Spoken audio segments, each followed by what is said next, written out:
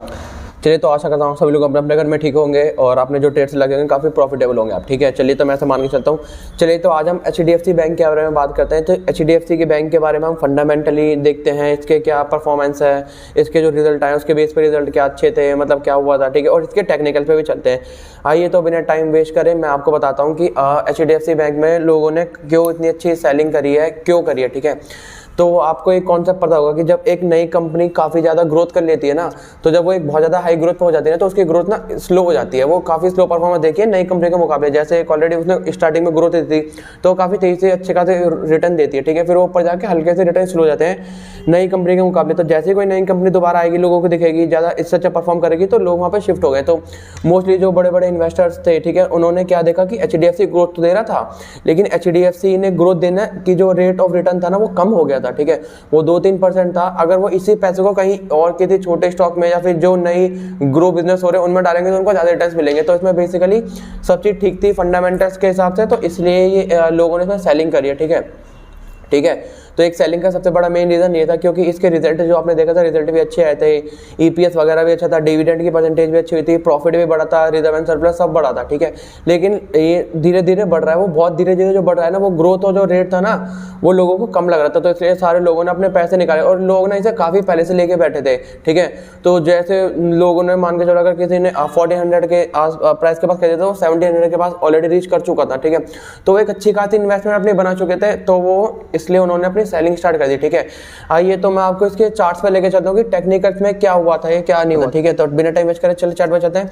तो चार्ट पे देख सकते हैं मैंने यहाँ पे एक सपोर्ट मैं आपको दिखा देता हूँ। मैंने एक सपोर्ट रेजिस्टेंस अभी बनाया है। ठीक है, यहाँ पे देख सकते हैं एक रेजिस्टेंस था, इसने काफ़ी बार मार्केट ने यहाँ से रिएक्शन लिया। ठीक है, तो देख सकते हैं आज 5वीं बार जो इस टाइम ये जो गिरावट आई है 5वीं बार आई है। ठीक है, यहाँ पे देख सकते हैं यहाँ पे उठ रहा था, यहाँ पे इसने एक अच्छा खाता लिया था, यहाँ पे हल्का था, फर्स्ट ब्रेकआउट था, फिर यहाँ से उठ गया था, फिर यहाँ से एक मार्केट उठा था। ठीक है, और हमने इंडिकेटर भी यूज़ कर रखे हैं, मूविंग एवरेजेस हमने यूज़ कर रखा है। ठीक है, और मैं आपको एक और बातें बताना चाह रहा हूँ कि मैंने यहाँ पे एक इंडिकेटर यूज़ करता है CCI, जो कि हमें बताता है शेयर की प्राइस ओवरबॉट है या फिर अंडर वैल्यू है। ठीक है, चलिए तो देख सकते हैं जब इस इंडिकेटर ने हमें बताया कि शेयर की वैल्यू ओवरबॉट है तो उसके बाद शेयर दिखा। यहाँ पे देख सकते हैं, यहाँ पे देखिए, यहाँ पे इस गिरावट पे। ठीक है, तो यहाँ पे हमारा जो CCI था ना 156 पे था CCI। ठीक है, तो 156 में हमें इशारा कर रहा था 100 जब प्लस रहता है ना लॉन्ग टर्म के, ये मैंने 1 वीक का चार्ट खोल रखा है, तो हमें इशारा देता है कि यहाँ से भी ये ओवर वैल्यूड है, इसके गिरने के चांस ज़्यादा है, तो यहाँ से गिरा था। ठीक है, तो सेम देख सकते हैं यही रिएक्शन आया था। ठीक है, आप देख सकते हैं सेम पॉइंट से बार बार मार्केट ने रिएक्शन खाया है। तो मैंने यहाँ पे इसके अच्छे खासी ड्राइंग्स कर दी आप लोगों के सामने, सपोर्ट एंड रेजिस्टेंस कर दिए।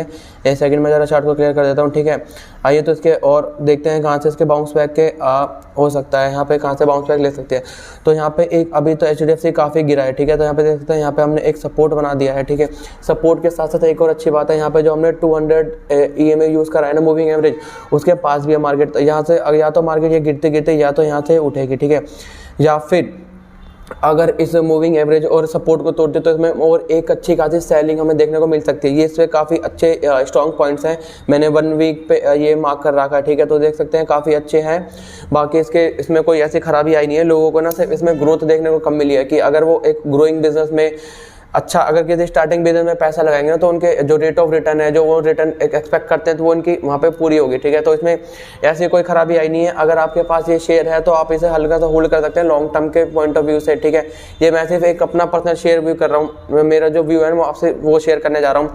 और अगर आप लोगों के पास नहीं है तो ये थोड़ा भी यहाँ से गिर रहा है। अभी आपने एक कहावत सुनी होगी, never catch a falling knife. ठीक है, अगर कोई चाकू ऊपर से गिर रहा है तो आप उसे ना पकड़ें, अगर आप उसे पकड़ेंगे तो आपके हाथ में चोट लगेगी। ठीक है, तो अभी इसे काफ़ी गिर रहा है, अभी इसे अच्छी खासी सेलिंग होने दो। जब ये एक दोबारा मोमेंटम पकड़ेगा तब मैं आपको सजेस्ट करूंगा आप बाय करेंगे। ठीक है, आप बाय करने के लिए आप इसमें एक चीज़ देख सकते हैं, अगर ये यहाँ से 1404 के जोन से एक बाउंस बैक लेता है, 1-2 कैंडल अप जाती है, तो इससे हमें इशारा लग जाता है अब इसमें काफ़ी सारी सेलिंग खत्म हो चुकी है, अब ये एक दोबारा ऊपर जाने के लिए रेडी है। तो आप इसे अच्छे लॉन्ग टर्म पॉइंट से आप इसे व्यू बाय कर सकते हैं। ठीक है, तो बाकी इसमें तो कुछ है नहीं, सेम पॉइंट से देखें क्या HDFC बिल्कुल बर्बाद हो गया, HDFC में क्या हो रहा है, तो ऐसी अफवाहों के बारे में आप देने की जरूरत नहीं है। आपको टेक्निकल साथ साथ आपके चार्ट पे दिख रहा है, देख सकते हैं यहाँ पे वो सेम पॉइंट से रिएक्शन कर रहा है, इतना ही गिरा है। ठीक है, यहाँ से जब लास्ट देखा गिरा था ये 18 अक्टूबर 2021 में भी गिरा था यहाँ से। ठीक है, तो जब काफ़ी स्टॉक बाइंग हो जाता है तो वो थोड़ी सेलिंग जरूर करता है अपने स्टॉक के, ताकि जो लोग सोचते हैं अब मैं इस स्टॉक को खरीदना चाहता हूँ, वो स्टॉक काफ़ी ज़्यादा महंगा है, ठीक है। तो जो काफ़ी ज़्यादा महंगा होता है, जब लोग अपनी प्रॉफिट बुकिंग करते हैं तो ऑलरेडी नीचे आता है, तब नए लोग उसमें निवेश करते हैं कि हाँ ये अब स्टॉक मेरे प्राइस के अंडर है, मैं इसको लेना चाहता हूँ। तो ये मैंने अपना पॉइंट ऑफ व्यू शेयर कर दिया है आपसे, जो मेरा HDFC बैंक से था। मैंने आपको फंडामेंटल से बता दी, मैंने आपको टेक्निकल से बता दी, तो इसमें से घबराने वाली बात कुछ है नहीं। चलिए तो एक और अच्छी वीडियो के साथ मैं मिलता हूँ। मेरा नाम विकास।